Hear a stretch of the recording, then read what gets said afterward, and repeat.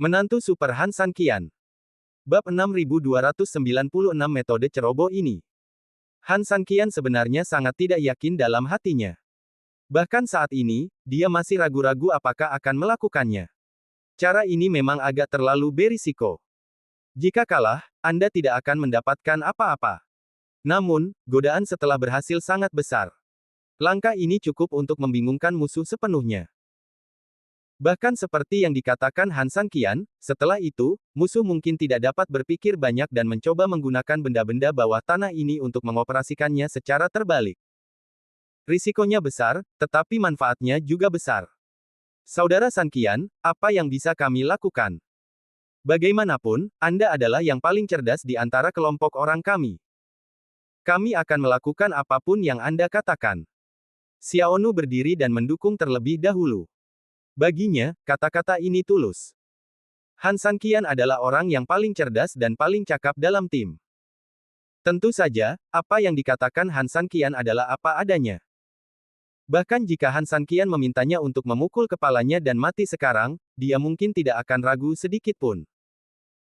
Dia hanya percaya bahwa jika Han San Qian memintanya untuk melakukan ini, pasti ada alasan bagi Han San Qian.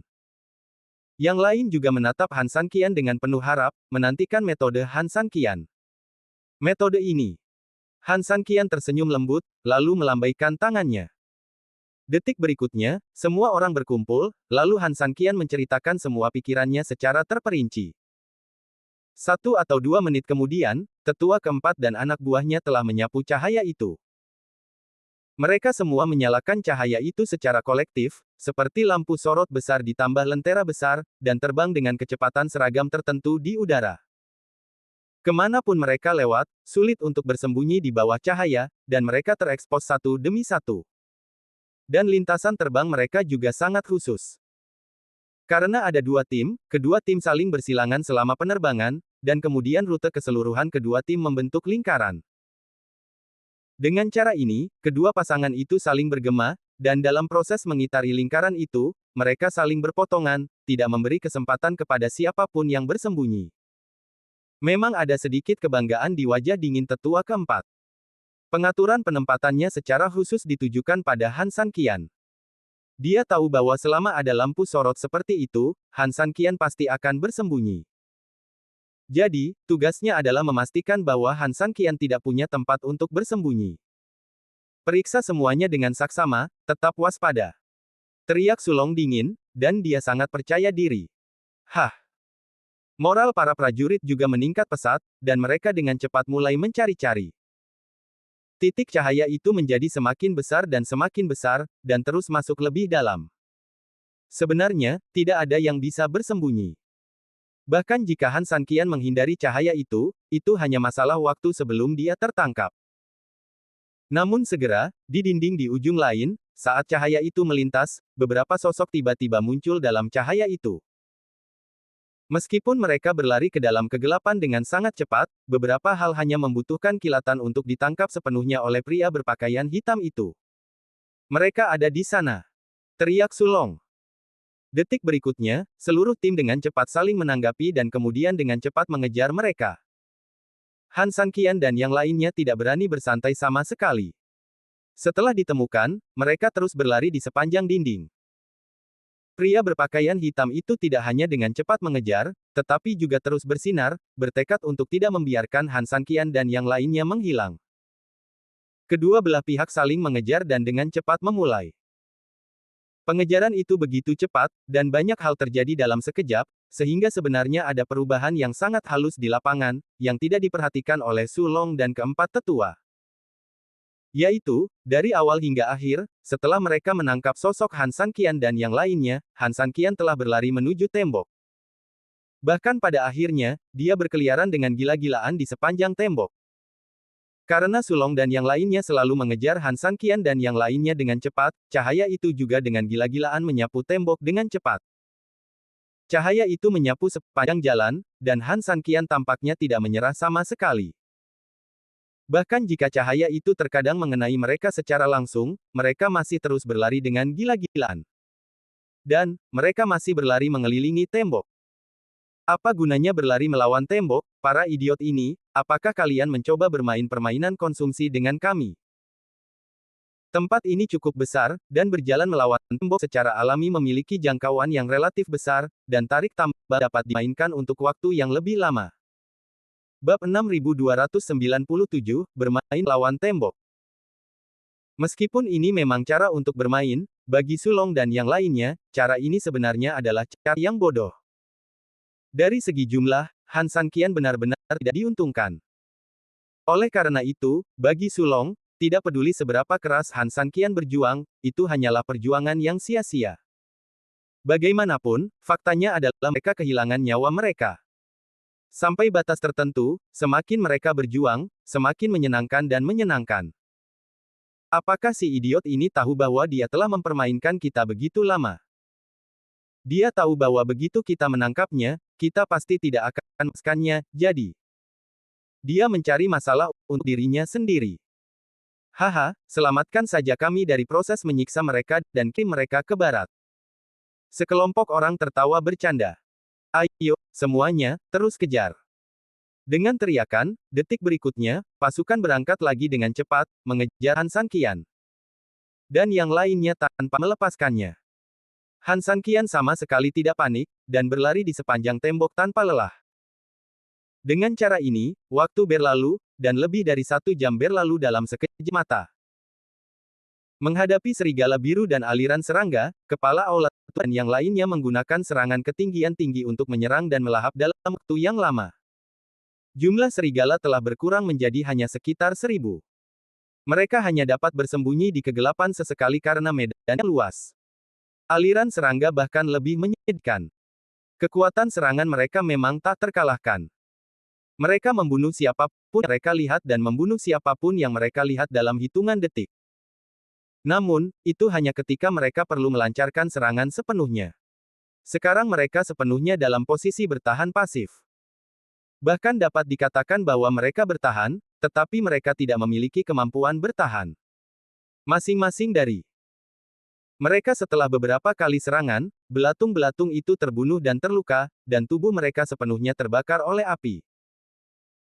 Ketika api ini menyala cukup lama, uap air di permukaan belatung juga sepenuhnya dihilangkan, dan kemudian mereka perlahan-lahan dan sepenuhnya terbakar oleh suhu. Pada zaman dahulu, api membakar perkemahan, dan sekarang, api membakar serangga. Di bawah serangan api, aliran serangga tidak memiliki kekuatan untuk melawan. Jumlah mereka sangat banyak, tetapi api yang mereka sebabkan juga sangat besar.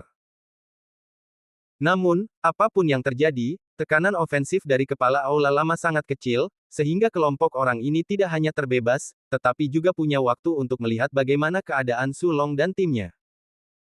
Kepala Aula Lama, Kepala Aula Su telah mengejar Han Sanqian dan yang lainnya dengan keempat tetua selama lebih dari 1 jam.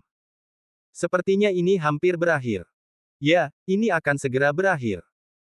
Yang lucu adalah Su Long dan yang lainnya mengejar Han Sanqian dari posisi di depannya, tetapi sekarang Su Long dan timnya berada di depannya lagi. Apalagi, ini bukan pertama kalinya, tetapi kedua kalinya. Ini berarti Su Long dan timnya telah mengejar Han Sanqian selama 2 putaran penuh. Tempat ini benar-benar cukup besar. Butuh waktu lebih dari setengah jam bagi Su Long dan timnya untuk mengejar mereka dalam 1 putaran. Kalian harus tahu bahwa ini adalah pengejaran oleh sekelompok kultivator, dan mereka terbang di udara.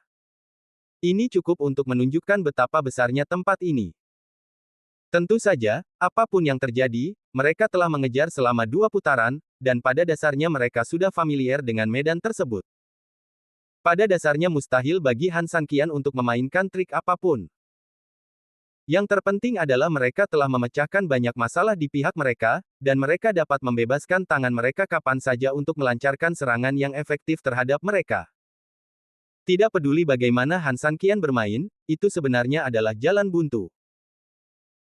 Seperti yang diharapkan, hampir ketika Han Sanqian dan yang lainnya tiba di depan mereka, Han Sanqian dan yang lainnya, yang telah berlari mati-matian, memilih untuk tidak melarikan diri lagi dan berhenti dengan patuh. Setelah pengejaran yang lama, Han Sanqian dan yang lainnya semuanya terengah-engah dan kelelahan. Lari, teruslah berlari, Han Sanqian, kamu pelari yang baik, ayo, silakan lanjutkan. Sulong berkata dengan bangga dan dingin. Dia biasanya tidak melakukan ini, karena kepribadiannya sendiri termasuk tipe yang rendah hati. Namun kali ini berbeda, dia memiliki keyakinan penuh bahwa dia dapat mengalahkan Han Sanqian. Bab 6298, terus berlari. Benar, lari, teruslah berlari, lagi pula ini masih pagi. Utusan utama juga tertawa dingin di sini, kalian mungkin bisa bertahan selama 1/4 jam lagi. Pada saat itu, serigala biru ini tidak akan ada lagi, dan kawanan serangga ini akan lenyap semua. Kalian, dalam arti sebenarnya, tidak akan memiliki pembantu. Akan lebih menyenangkan bagi kami untuk membunuhmu saat itu. Begitu suara itu jatuh, sedetik kemudian, semua orang tertawa terbahak-bahak. Bagi mereka, tidak ada yang lebih menyenangkan daripada memarahi Han Sanqian sekarang. Han Sanqian, anak buahku sangat menertawakanmu. Sejujurnya, aku benar-benar merasa kasihan padamu. Kepala aula tua itu menggelengkan kepalanya tanpa daya. Meskipun tampaknya dia benar-benar sangat menyesal, Han Sanqian tahu betul bahwa orang ini menangisi tikus itu. Han Sanqian tersenyum tipis. Tidak yang bisa kita lakukan. Si bodoh itu menertawakanmu dan dia bukan tipe orang yang sama. Kalian tidak mungkin benar-benar bodoh. Jika seekor anjing menjadi gila dan menggigitmu, kalian tidak bisa menggigitnya. Utusan utama itu hendak marah ketika mendengar ini, tetapi dihentikan oleh kepala aula tua di sampingnya. Sekarang situasinya ada di tangannya, mengapa dia harus marah karena hal-hal ini? Dia tersenyum dan berkata, Han Sanqian, kamu benar-benar berlidah tajam, tetapi kamu juga harus tahu bahwa dalam menghadapi kekuatan, meriam verbal tidak ada artinya. Baiklah, karena kamu sudah berhenti, mari kita bicarakan sesuatu yang praktis. Sekarang, apakah kamu akan menyerah, atau apa? Han Sanqian bersedia untuk berhenti, jelas dia telah mencapai jalan buntu, dan tentu saja dia tidak punya banyak pilihan. Han Sanqian tersenyum dan berkata, berhenti berarti menyerah. Sial, bukankah kamu? Sedikit. Terutama kamu, seorang pria tua. Yang lain masih muda dan tidak berpengalaman, jadi tidak apa-apa jika mereka memiliki beberapa kekurangan dalam kognisi, tetapi kamu begitu tua sehingga separuh tubuhmu terkubur di dalam tanah, bagaimana kamu bisa begitu bosan? Dengan satu kalimat, kepala aula tua itu terdiam. Perkataan Han Sanqian tampaknya sedikit meninggikan dirinya, tetapi pada saat yang sama, ia menginjak-injak dirinya sendiri.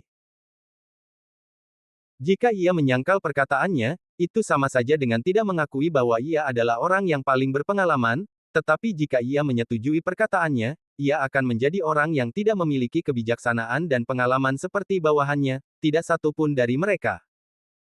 Han Sanqian, pada titik ini, apakah kau masih akan bersikap keras kepala? Kepala aula tua berkata, atau, apakah kau masih berpikir bahwa kau masih memiliki kesempatan? Kawanan serigala ini, aliran serangga ini, semuanya akan mati.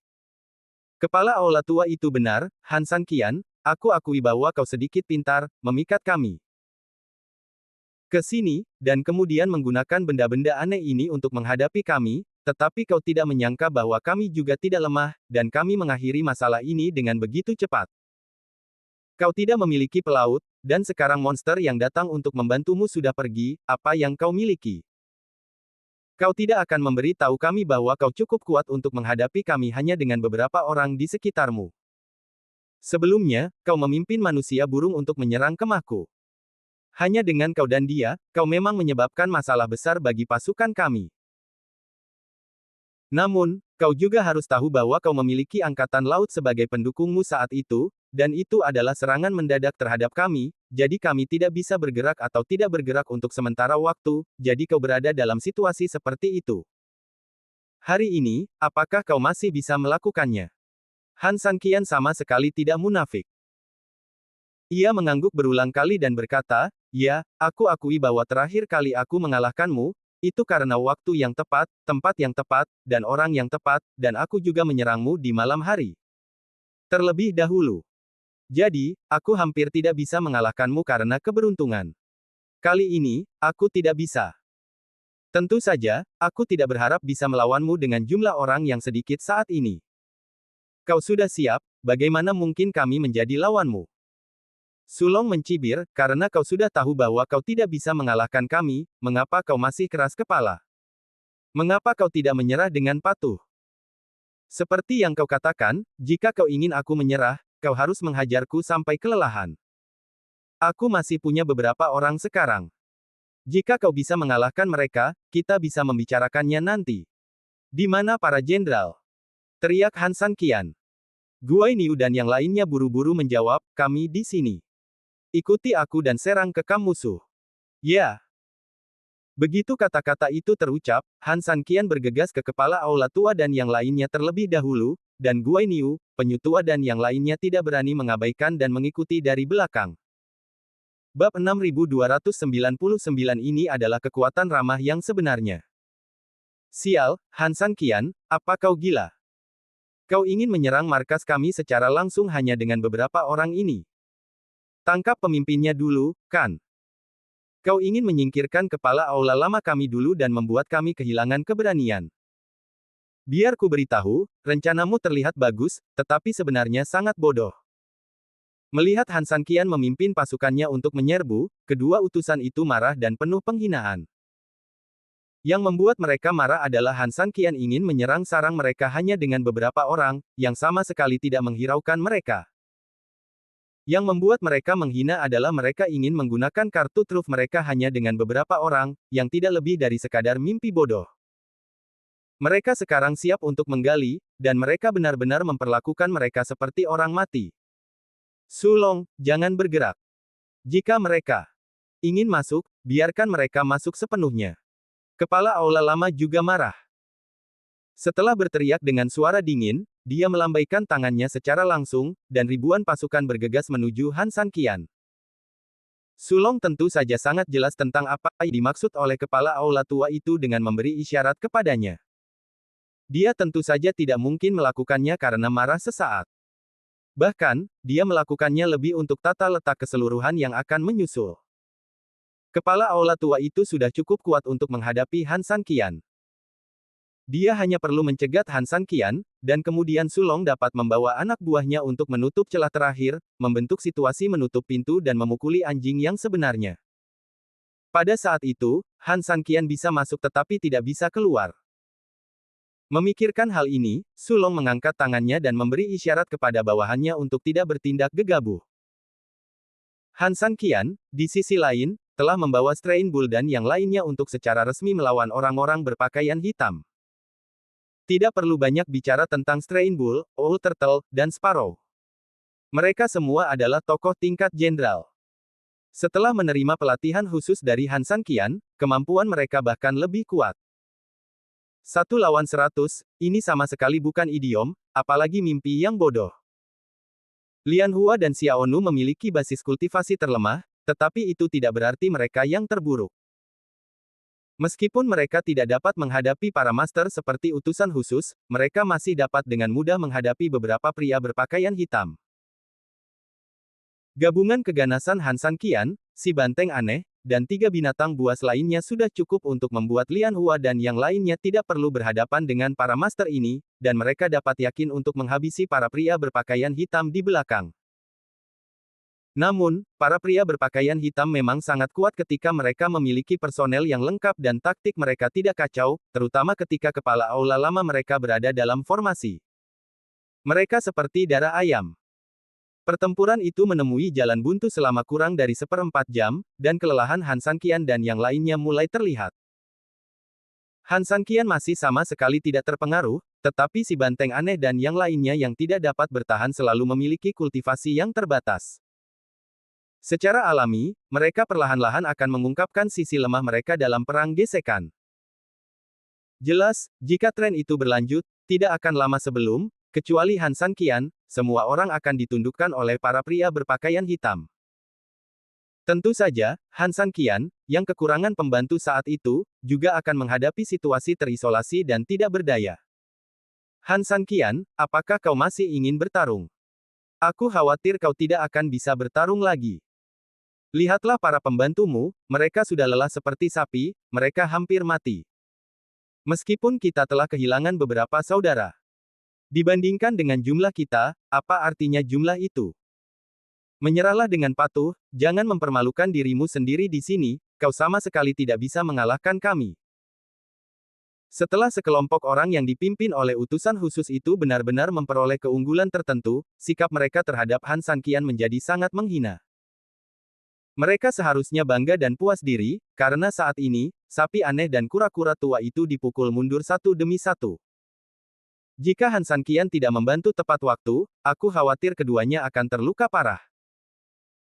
Han Sanqian melindungi mereka di belakangnya, melirik dingin ke arah orang-orang berpakaian hitam, dan tertawa dingin, kalian belum benar-benar menang, jadi kalian membual di sini. Coba tebak mengapa aku datang untuk membunuhmu, meskipun aku tahu bahwa aku tidak dapat membunuhmu. Tetapi, aku membutuhkan kalian orang bodoh untuk membantuku sebagai tameng daging.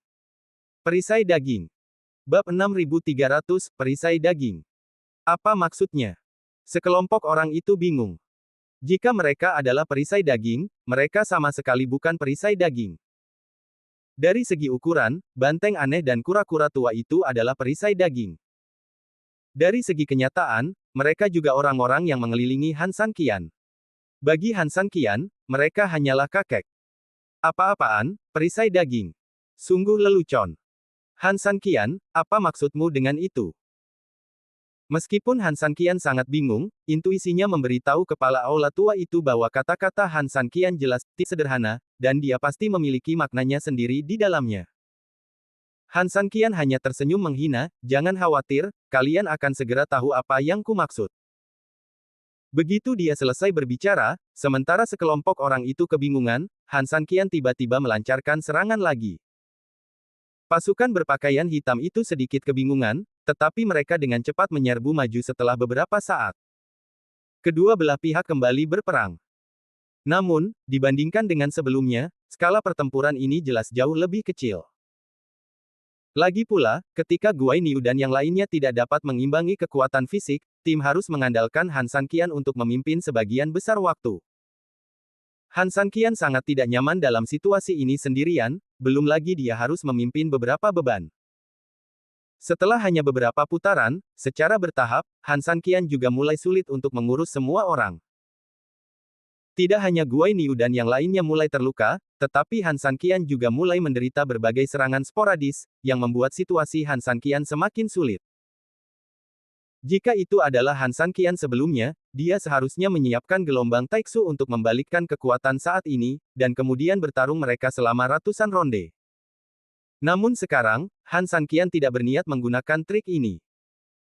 Jika mereka memukul, maka biarkan mereka memukul, bagaimanapun, kelompok orang ini tidak dapat menyebabkan banyak kerusakan padanya saat ini.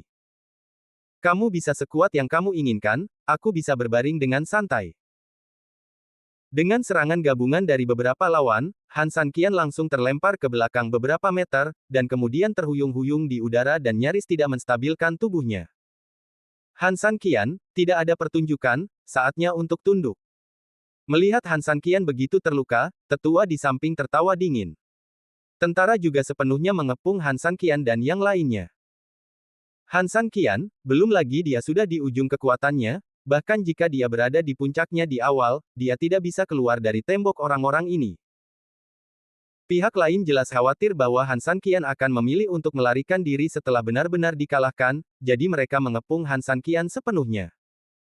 Han Sanqian tersenyum dan mengangguk, hebat, kamu benar-benar hebat.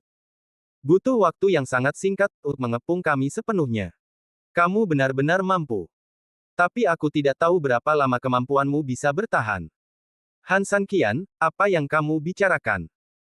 Tidak ada, lagi pula, kamu sangat kuat dan mengepung kami dengan sangat baik. Ketika bahaya datang nanti, kita harus bergantung pada bantuanmu, jadi aku harus bertanya kepadamu dengan jelas, berapa lama kamu bisa bertahan? Bahaya. Kepala aula tua itu mengerutkan kening, bahaya apa yang ada di sini? Dan mengapa kami harus membantumu?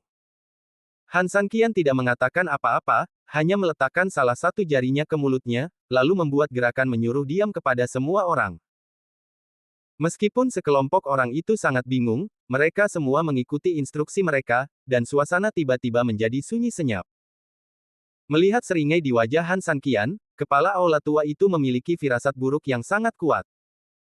Namun, dia tetap mengamati sekelilingnya dengan lebih saksama. Cahaya pasukan itu sangat kuat. Setidaknya pada saat ini, tidak ada bahaya di sekitar. Meskipun masih ada beberapa serigala hijau dan aliran serangga yang belum ditangani, dengan kemampuan mereka, mereka tidak dapat menimbulkan masalah bagi diri mereka sendiri sekarang. Apalagi yang bisa terjadi? Mereka benar-benar tidak dapat memikirkannya. Namun, saat ini, beberapa gerakan tampaknya mengeluarkan suara secara tiba-tiba. Hualala! Hualala! Suaranya sangat halus, seperti gelombang tikus yang merangkak, tetapi tidak sepenuhnya demikian, karena dibandingkan dengan suara langkah kaki tikus, suara saat ini lebih masif dan kompleks, dan jumlahnya yang sangat banyak bahkan membuat sekelilingnya tampak dikelilingi dalam 3 dimensi. Suara apa ini?